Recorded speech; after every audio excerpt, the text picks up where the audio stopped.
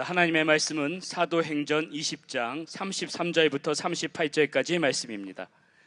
사도행전 20장 30절부터 38절까지 말씀 찾으신 줄 알고 제가 봉독해 올리도록 하겠습니다.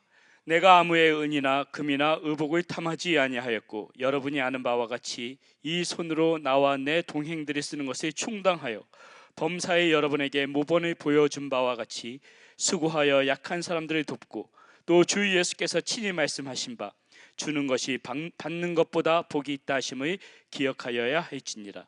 이 말에 한 후 무릎을 꿇고 그 모든 사람들과 함께 기도하니 다 크게 울며 바울의 목을 안고 입을 맞추고 다시 그 얼굴을 보지 못하리라 한 말로 말미암아 더욱 근심하고 배에까지 그를 전송하니라.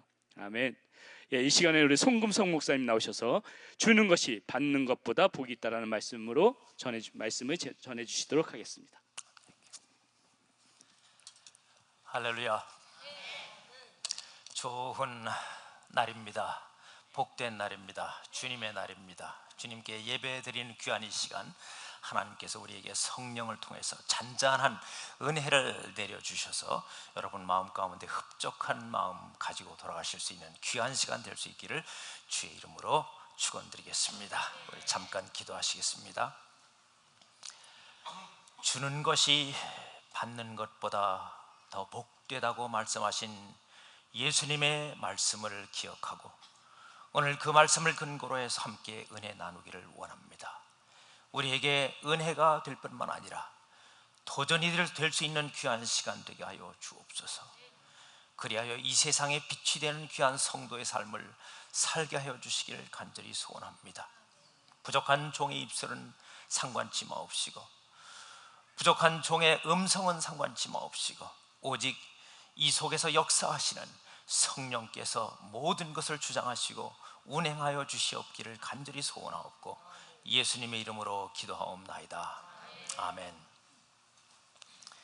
성탄의 계절이면 생각나는 일들이 있습니다. 그것은 길거리에서 딸랑딸랑 소리가 나는 구세군의 자선 낭비, 또 많은 사람들이 날씨가 추워지기 때문에 길거리에서 방황하고 오가는 모습들을 봅니다. 엊그제 우리 미국 사회는 블랙 프라이데이 세일이라고 해서 온통 난리 법석을 떨었습니다. 그런데 이럴 때 생각나는 것은 소위 홈리스 피플들, 노숙인들, 오갈 곳이 없는 사람들, 한 번쯤은 그래도 깊이 생각해 봐야 되지 않을까 하는 마음으로 오늘 말씀을 준비를 해 보았습니다. 가정이라고 하는 것은 매우 중요합니다. 가정이라고 하는 것은 내가 만날 사람이 있고 나를 기다려주는 사람이 있고 함께 대화할 수 있는 사람이 있고 또 그곳에 가면 따뜻함이 있고 정을 나눌 수가 있고 음식도 있고 물도 있고 또 따뜻한 잠자리가 있는 곳이 가정입니다. 그런데 가정이 없는 사람들이 의외로 많다고 하는 사실 아시나요? 겉으로 보기에는 멀쩡해 보여도 함께 터놓고 이야기할 만한 사람이 부족하고 뭔가 누군가 그렇게 사람이 많아도 나를 이해해 주는 사람이 없는 것 같고 참으로 외롭고 쓸쓸하게 지나는 사람들이 얼마나 많은지 모릅니다. 제가 오늘 가정 이야기부터 시작을 해보겠습니다. 가정의 가장 기초적인 단위는 남자와 여자가 만나서 둘이 한 몸을 이루어 가정을 이루게 됩니다. 그래서 결혼 이야기를 제가 시작을 할게요. 마태복음 19장 6절에 이러한즉 이제 둘이 아니요 한 몸이니 그러므로 하나님이 짝지어 주신 것을 사람이 나누지 못할지니라. 하나님의 창조의 섭리가 여기에 들어있습니다. 아무것도 모르고 지났던 전혀 다른 한 남자와 전혀 다른 한 여자가 함께 만납니다. 그리고 둘이 함께 동고동락을 약속을 합니다. 둘이 한 몸이 된다는 것, 즉 결혼이라고 하는 것은 어느 한 사람이 아프면 함께 아프고 어느 한 사람이 기쁘면 함께 기뻐하는 것입니다. 그리고 함께 기거하는 것입니다. 함께 행복을 느끼면서 살아가는 것이 가정입니다. 동거동락이라고 하는 말이 있고 동고동락이라고 하는 말이 있습니다. 동거동락은 살 거자를 써서 같이 지내면서 즐거움을 나눈다고 하는 그런 뜻이 있습니다. 동고동락이라고 하는 것은 함께 고난을 나누고 함께 즐거움도 나눈다고 하는 그러한 뜻이 있습니다. 괴로움과 즐거움을 함께 한다는 그런 의미가 되겠습니다. 이런 삶을 위해서 어떻게 해야 될까요? 첫 번째로 모르는 사람들이 만났기 때문에 뜻이 맞아야 됩니다. 전혀 성격이 다르고 자라온 환경이 다르고 모든 취미가 다르고 모든 것이 다릅니다. 취향이 다릅니다. 그러나 둘이 뜻을 모아야 됩니다. 또 마음을 같이하여 사랑을 나누어 주어야 합니다. 여러분, 오늘 제가 주어야 된다고 하는 말이 얼마나 나오는지 한번 잘 상고해서 들으시기 바랍니다. 그리고 이 사랑을 실천하는 것입니다. 즉 겸손한 마음으로 오히려 나보다도 상대방을 높여주고 더 낫다고 여기고 그 사람을 위해서 내가 무엇을 주면은 기뻐할까를 생각하는 것이 결혼 생활의 비결입니다. 빌립보서 2장 2절에 마음을 같이하여 같은 사랑을 가지고 뜻을 합하여 한 마음을 품으라고 했습니다. 그리고 아무 일에든지 다툼이나 허용으로 하지 말고 오직 겸손한 마음으로 자기보다 남을 더 낫게 여기라.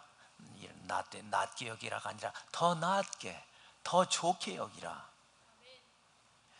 각각 자기의 일을 돌아볼 뿐더러 또한 각각 다른 사람들의 일을 돌아보아 나의 기쁨을 충만케 하라. 너희 안에 이 마음을 품으라. 곧 그리스도 예수의 마음이니. 예수님의 마음을 오늘 배울 수 있기를 바랍니다. 예수님은 하나님의 아들이셨지만은 그 예수님 당신 자신보다도 여러분과 저를 더 낮게 여겨주셨습니다. 더 높여주셨고 살려주셨고 모든 것을 다 바쳐주신 분이 바로 예수님이십니다. 그래서 예수님의 마음은 어떤 마음이요? 주는 마음입니다. 예수님께서 우리에게 받으신 거 하나도 없어요. 예수님께서는 모든 것을 주셨습니다. 예수님의 마음은 주는 마음, 우리의 죄인들을 위해서 모든 것을 희생하신 예수님의 그 마음, 곧 주시는 마음. 서로 알지 못하는 남과 여가 함께 만나서 소위 눈이 맞으면 연애가 시작되죠. 그러나 마음이 맞을 때 결혼이라고 하는 단계로 들어갑니다. 마음이 안 맞으면 결혼이라고 하는 단계까지 갈 수가 없습니다. 그러나 결혼을 하더라도 얼마 동안은 마음을 잘 맞추어 가면서 살려고 노력을 합니다. 그런데 많은 사람들의 경우가 도중에 마음이 잘 안 맞아서 삐걱삐걱 하는 경우를 우리는 너무나 잘 봅니다. 결혼 서약, 저도 주례를 참 많이 해봤는데요, 거의 외웠습니다. 그 가운데 나는 한 구절을 여러분께 소개해 드릴게요. 가난하거나 부요하거나 건강하거나 병들거나 어떠한 경우에서도 any circumstances, 어떠한 경우에서도 지금 곁에 서 있는 이 남자를, 지금 당신의 곁에 서 있는 이 여자를 당신의 일평생의 동반자로 여기고 사랑하고 동고동락할 것을 하나님과 사람들 앞에서 서약하겠느냐? 할 때에 예 아니면 아멘 하고서 거기서 서약을 하지 않으면 결혼이 성립이 안 됩니다.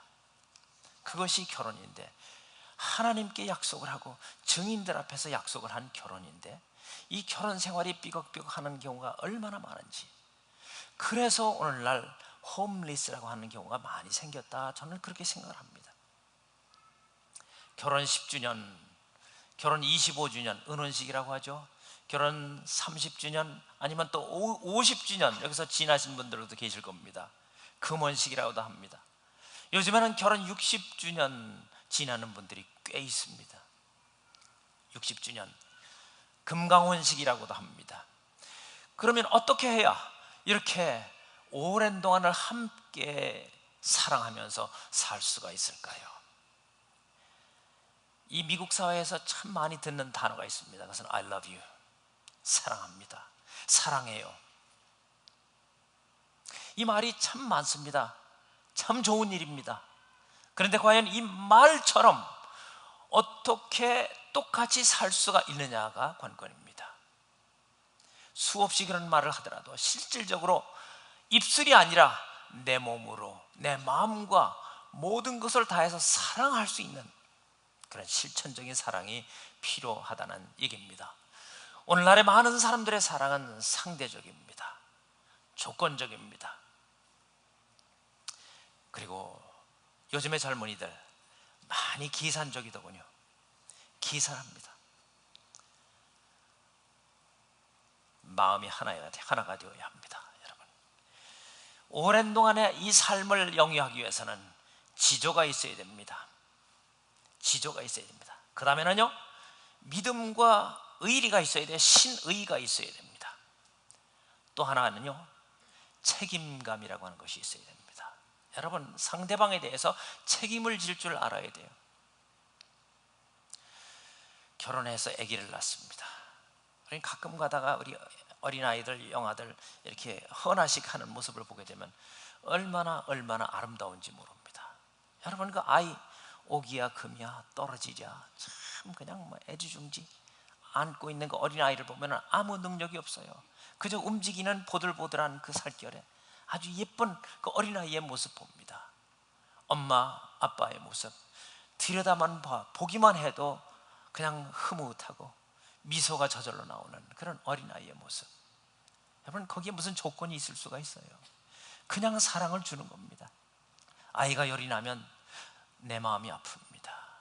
아이가 어디가 아프면 바로 내 마음이 아픕니다. 아이가 웃으면 나는 그 웃음, 내 기쁨은 더 넘칩니다. 아이가 즐거우면, 아이가 잘 먹어도 기분 좋고, 아이가 똥을 잘 싸도 기분 좋고, 아이가 문제가 있으면 내 마음이 아프고. 여러분, 사랑은 그러한 것입니다. 살다가 도중에 문제가 생기는 경우는 계산적이기 때문에 그렇습니다. 모든 것이 조건적이기 때문에 그렇습니다. 그리고 상대방에게도 내 진심이 아닌 거짓 사랑을 하기 때문에 그렇습니다. 이런 이야기가 있습니다. 어느 나라에 전쟁이 나서 동네 사람들이 급히 귀중품하고 먹을 것을 챙겨가지고 뒷산 깊은 산 속에 들어가 있는 동굴 속에 숨었다고 합니다. 적군이 마을로 들어와 보니까 사람들이 하나도 보이지를 않습니다. 뒷산을 샅샅이 뒤지기 시작을 했는데 그만 그 마을 사람들이 그 동굴에 있는 것이 발각이 되고 말았습니다. 그런데 적군 중에서 양심적인 사람이 한 사람 있었는지 어린아이들은 죽이지 말고 살려주기로 하자고 제의를 했습니다.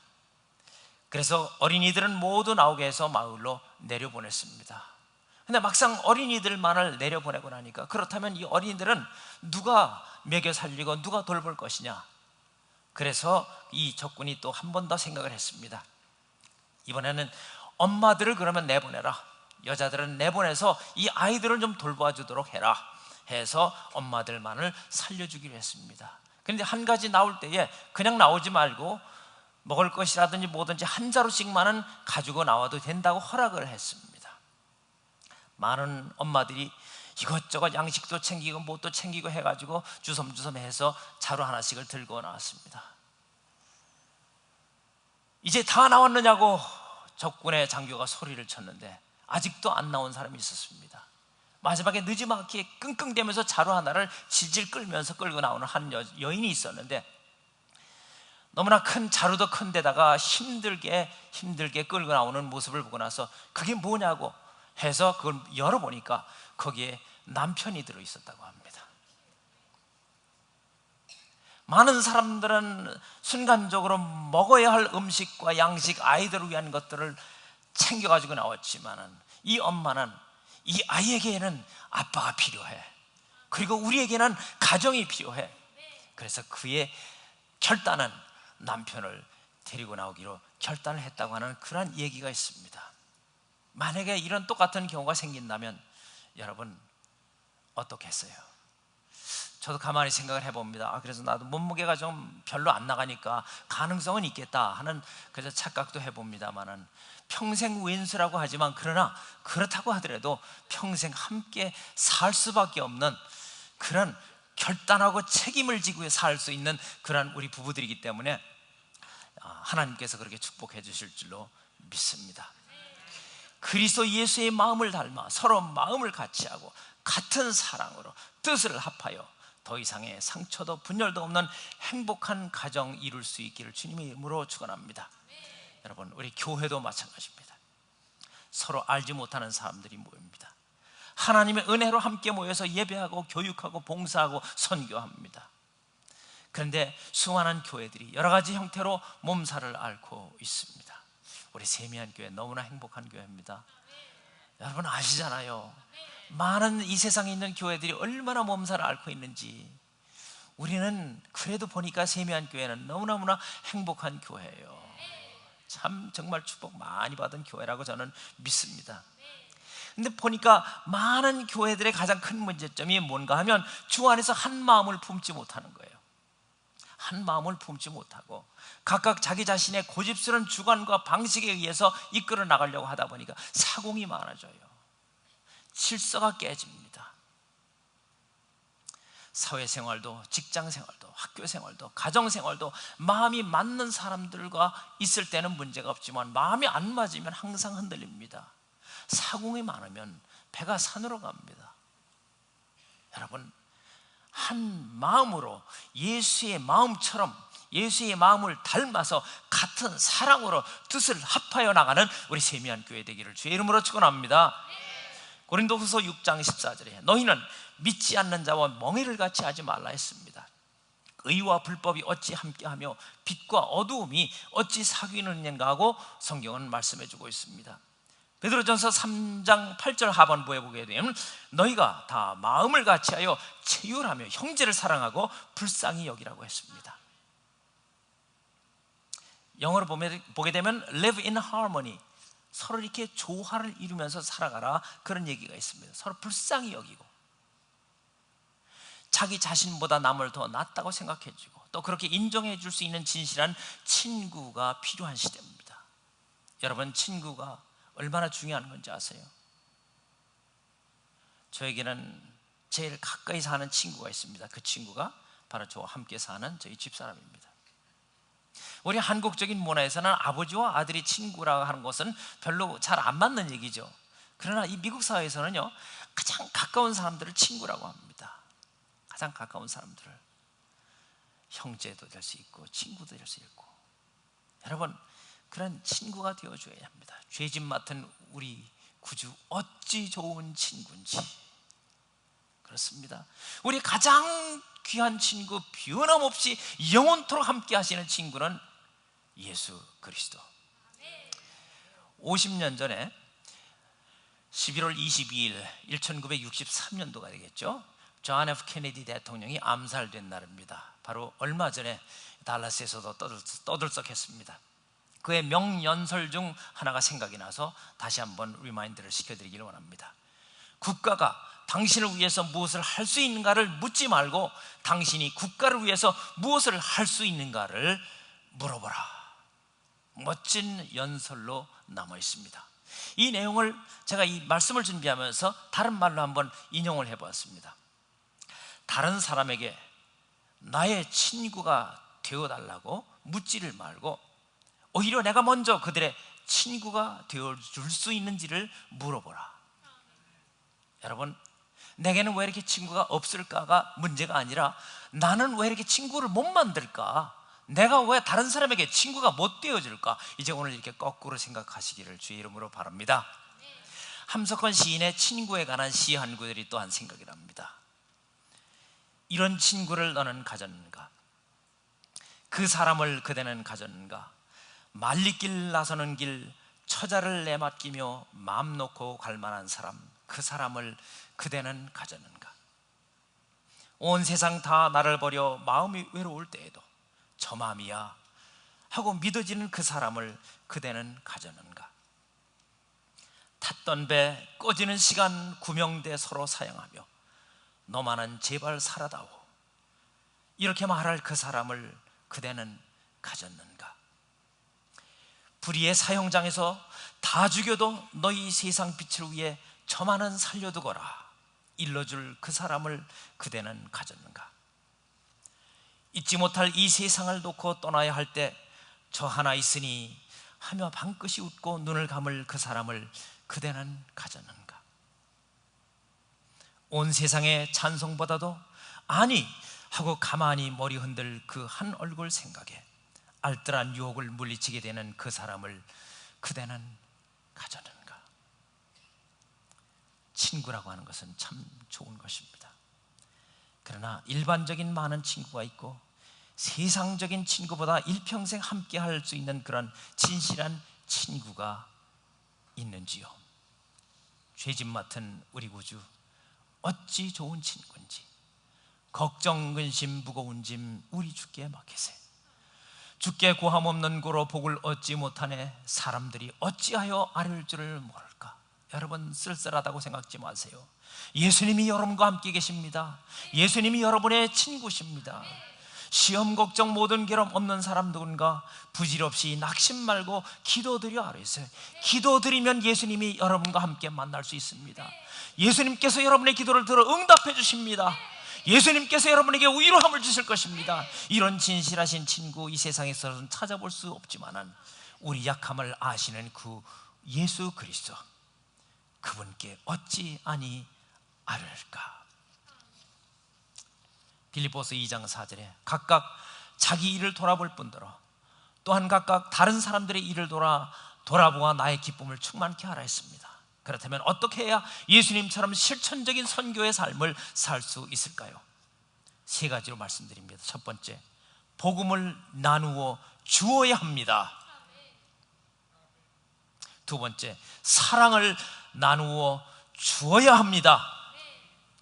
세 번째로, 물질을 나누어 주어야 합니다. 간단하지 않습니까? 복음과 사랑과 물질을 나누어 주어야 합니다. 바로 이것이 예수님의 마음입니다. 복음을 나누어 준다고 하는 말은요, 복음 전파는 예수님의 지상 최대의 명령입니다. 너희는 말씀을 전파하라. 때를 얻든지 못 얻든지 항상 힘쓰라 했습니다. 내가 복음을 전할지라도 자랑할 것이 없으면 내가 부득불할 일임이라. 부득불, 무슨 일이 있어도 어떠한 경우에서도 나는 복음 전하는 일만큼 부득불 언제든지 해야 할 일임이라 라고 사도 바울은 고백합니다. 만일 복음을 내가 전하지 아니면 내게 오히려 화가 있을 것이라고 사도 바울은 외치고 있습니다. 여러분, 그런 마음으로 복음을 전하시나요? 로마서 1장 6절에 내가 복음을 부끄러워하지 아니한다고 했습니다. 여러분, 복음 전하기 부끄러우세요? 옛날에는 예수 천당, 불신 지옥 길거리에서 외쳤습니다. 근데 여러분, 요즘에 보세요. 혹시 H마트 앞이나 혹은 다른 데서 예수를 복음을 전한다고 막 무슨 소리인지는 모르지만 막 떠들어대는 젊은 사람도 보았고요. 거기서 우리 전도지를 돌리는 사람들도 많이 있고요. 우리 교회도 하고 많은 교회들이 합니다. 때에 따라서는 하면서 마음속에 부끄러움이 있을지 모릅니다. 아니에요. 여러분, 하지 않으면 오히려 내게 화가 있을지로다 하는 마음으로, 여러분이 기쁜 마음으로 부끄러움 없이 사도 바울처럼 꺼리낌 없이 복음 전파하시기를 주의 이름으로 축원합니다. 꺼림이 없어야 합니다. 온 천하에 다니며 만민에게 복음을 전하라. 이것이 예수님의 지상 최대의 명령인 것을 믿으시길 바랍니다. 두 번째 중요한 것은 무엇이었어요? 사랑입니다. 사랑을 나누어 주어야 합니다. 내가 사람의 방언과 천사의 말을 할지라도 사랑이 없으면 소리나는 구리와 울리는 꽹과리라고 했습니다. 사랑이 없으면 아무것도 아닙니다. 사랑이 없으면 아무것도 아닙니다. 사랑은 표현되어져야 합니다. 사랑은 주는 것입니다. I love you를 하루에 수백 번을 외친다고 하더라도 사랑의 실천이 없으면 그것은 사랑이 아니라고 하는 얘기입니다. 당신은 사랑받기 위해 태어난 사람, 참으로 아름다운 복음성가 중에 하나입니다. 근데 저는 이 말씀을 보면서 생각을 했어요.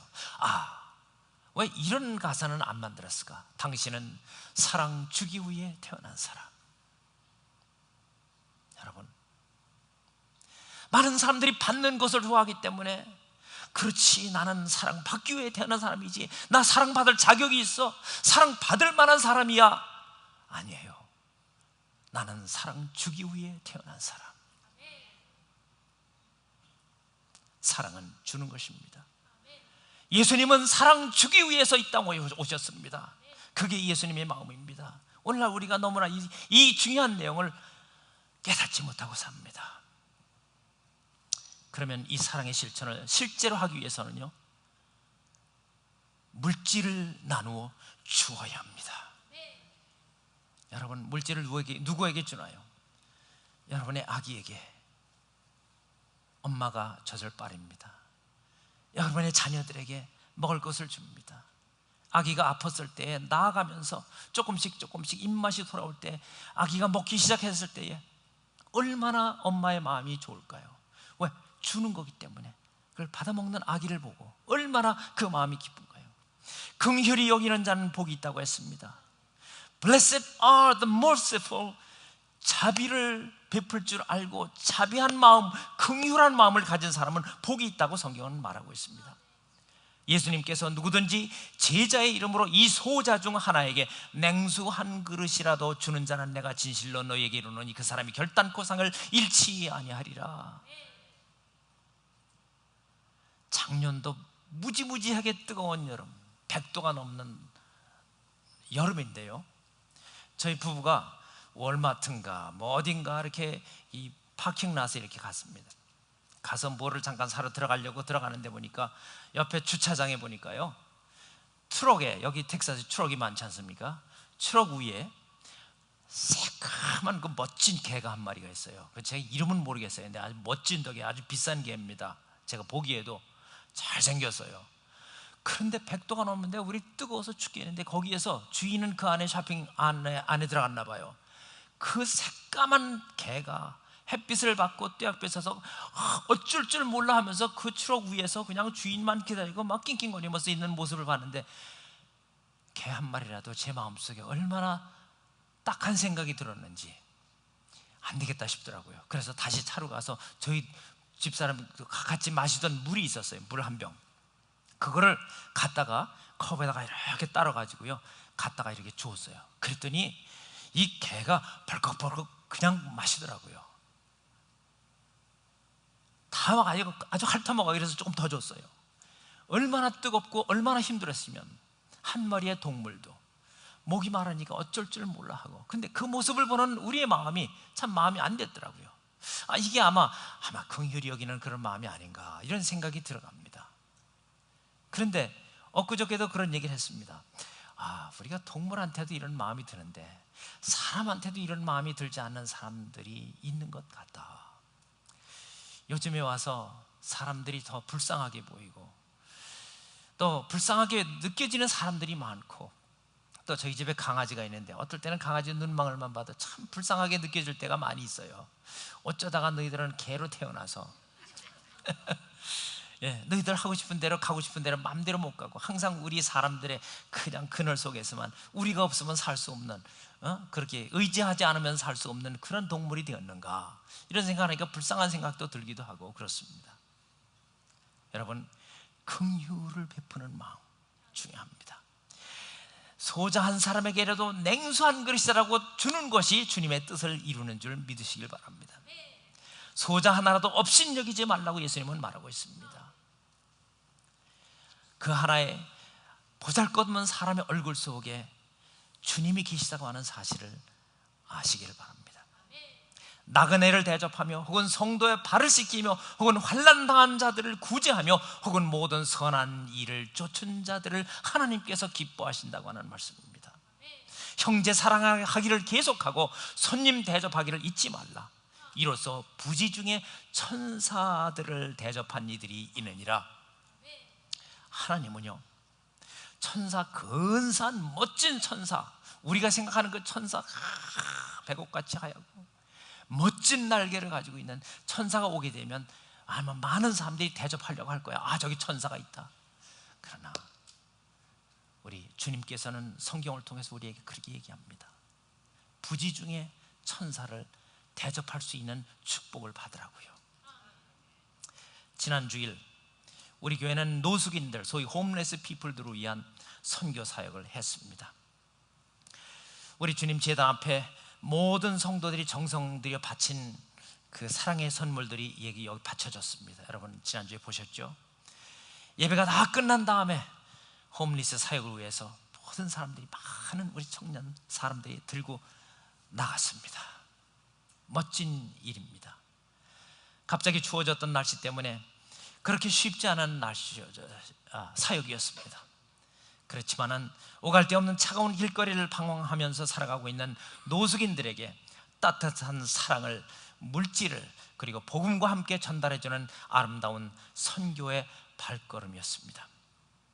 이 모습을 보면서 얼마 전에 어느 목사님이 제게 카톡으로 보내준 감동적인 내용이 생각이 났습니다. 아마 여러분도 많이 보셨을지도 모르겠습니다.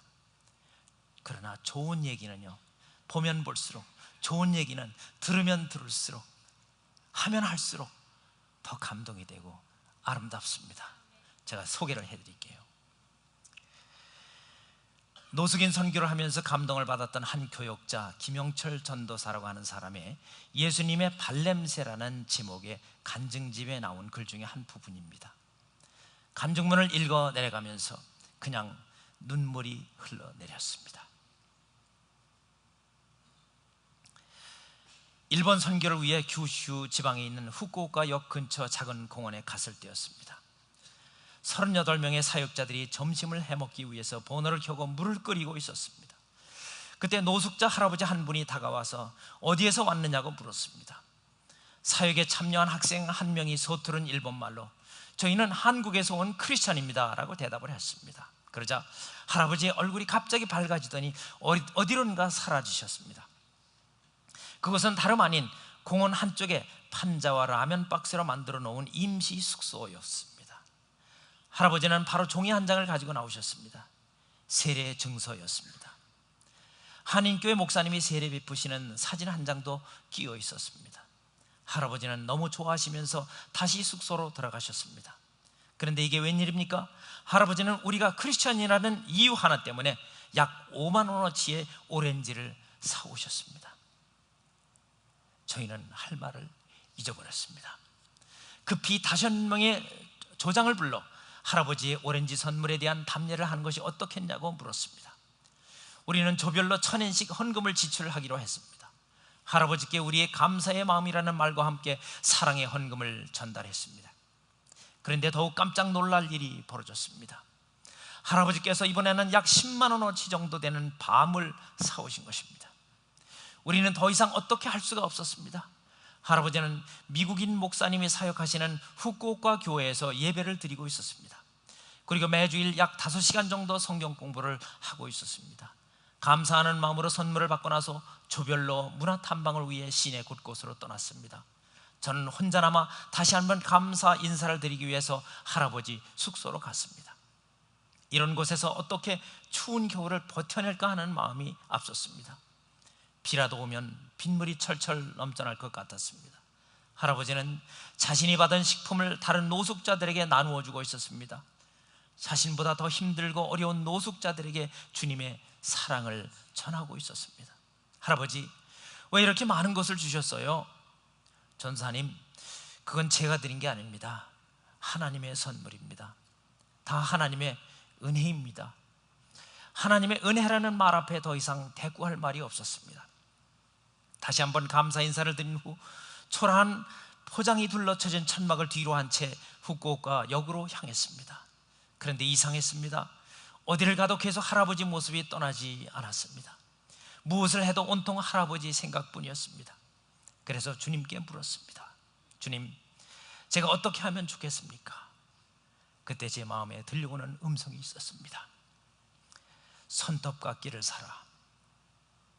저는 주변에 있는 백화점에 들어가 손톱깎이 하나를 샀습니다. 그리고 할아버지가 계시는 천막으로 향했습니다. 할아버지, 저 또 왔어요. 워낙 공간이 좁아 혼자 앉기도 불편할 정도였습니다. 할아버지, 손톱 좀 보여주세요. 손톱은 이미 1cm 정도 자라 있었습니다. 손톱을 하나하나 손질하며 예쁘게 깎아드렸더니 너무 좋아하시며 어쩔 줄 몰라 하셨습니다. 할아버지, 양말 벗으세요. 발톱도 깎아드릴게요. 전사님, 이 정도만 해도 너무 감사해요. 아니에요, 빨리 양말 벗으세요. 사실은 발이 너무 더러워서 할아버지는 수줍어 하시는 모습으로 양말을 벗으셨습니다. 발 곳곳에 하얀 가루가 겹겹이 쌓여 있었고 발톱과 발가락 사이에는 시커멓게 때가 끼어 있었습니다. 발톱에 끼어 있는 때는 이쑤시개로 파내고 발가락 사이사이는 그냥 떼어냈습니다. 엉망으로 자란 발톱을 깎고 다듬는데도 상당한 시간이 걸렸습니다. 이렇게 손톱과 발톱을 다듬으면서 떨어진 가루는 무릎에 쌓여갔습니다. 그때 도저히 잊을 수 없는 음성이 들렸습니다. 사랑하는 아들아, 고맙구나. 지금까지 아무도 내 손톱 발톱을 깎아주지 않았는데 네가 해주는구나. 정말 고맙다. 할아버지의 음성이 아니었습니다. 선명한 주님의 음성이었습니다. 깜짝 놀라 할아버지를 보니 눈물을 흘리고 계셨습니다. 할아버지의 눈망울을 가득 채운 눈물 속에 주님의 얼굴이 보였습니다. 초라한 노숙자 할아버지와 주님이 함께 계셨습니다. 주님은 냉대받고 버림받은 영혼과도 함께 계셨습니다. 그때부터 할아버지 발에서 떨어진 하얀 부스러기는 향기나는 꽃가루 같았습니다. 발가락 사이사이에 붙어있는 때는 마치 붕어빵에 들어있는 마시는 앙꼬와도 같았습니다. 두 손 가득 주님의 발냄새가 묻어났습니다. 약 40분 정도 지나서 손톱 발톱 정리를 끝낼 수 있었습니다. 눈물을 흘리며 아무 말도 하지 못하는 할아버지에게 말했습니다. 할아버지, 이곳 많이 불편하시지요? 지금은 비록 할아버지 집이 작아 보여도 천국에서는요, 누구보다 아름답고 큰 집에서 살 수 있을 거예요. 아무 말씀 없이 눈물만 흘리고 계시는 할아버지 두 손을 잡고 또 말했습니다. 할아버지, 오늘 제가 한 건 아무것도 없어요. 모든 것은 하나님의 선물이랍니다. 그리고 모든 것은 하나님의 은혜였습니다. 저녁 잡수시던 자리에서 일어나 겉옷을 벗고 수건을 가져다가 허리에 두르시고 대야에 물을 담아서 제자의 발을 씻기시고 그 두르신 수건으로 씻기시를 시작하신 예수님 생각이 납니다. 여러분, 구원의 사역은 주는 사역입니다. 복음을 전해 주어야 합니다. 사랑을 전해 주어야 합니다. 물질을 나누어 주어야 합니다. 기도하겠습니다. 전능하신 아버지 하나님, 부족한 종의 입술을 통해서 오늘 말씀을 전했습니다. 한없이 부족하지만 다시 한번 이 부족한 가슴도 다시 한번 깨달음이 오고 다시 한번 떨림이 옵니다. 감사합니다. 하나님, 이제 추운 계절이 다가올 때에 우리 주변에 있는 이웃들을 생각할 수 있게 하옵시고, 내가 외롭다고 불평했던 우리의 마음을 다시 한번 일깨워 주시사, 내가 다른 사람들을 찾아가 친구가 되어 주겠다고, 다른 사람들을 찾아가 사랑을 베풀어 주겠다고, 그리고 나보다 어려운 형편에 있는, 그리고 나의 도움이 필요한 사람들을 도와주겠다고 결단하는 귀한 시간 될 수 있도록 인도해 주시기를 간절히 소원하옵고 예수님의 이름으로 기도하옵나이다. 아멘. 우리 다 같이 자리에서 일어나셔서 사랑은 언제나 온유하고 함께 찬송 부르겠습니다. 사랑은 언제나 오래 참고, 사랑은 언제나 온유하며 사랑을 시기하지 않으며 자랑도 교만도 아니하며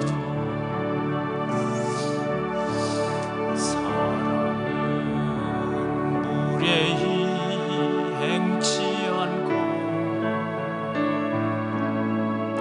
자기의 유익을 구치 않고 사랑은 성내지 아니하며 사랑은 성내지 아니하며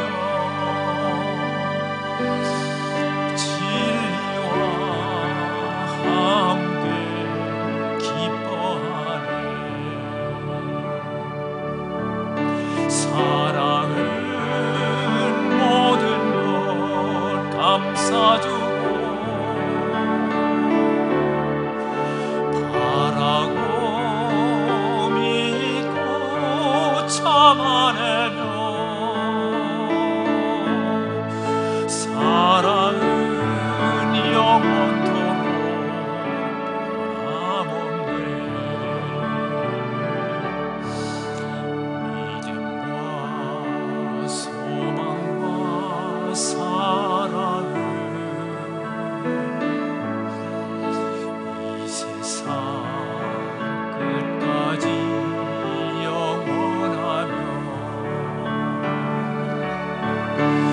믿음과 소망과 사랑 중에 그 중에 제일은 사랑이라 그 중에 제일은 사랑이라.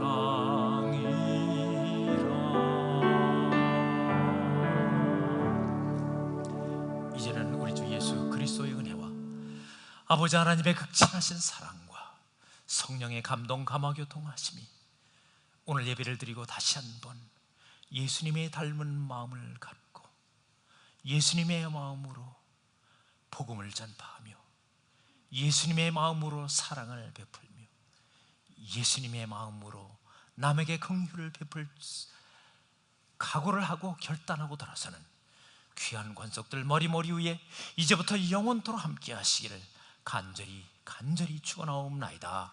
아멘.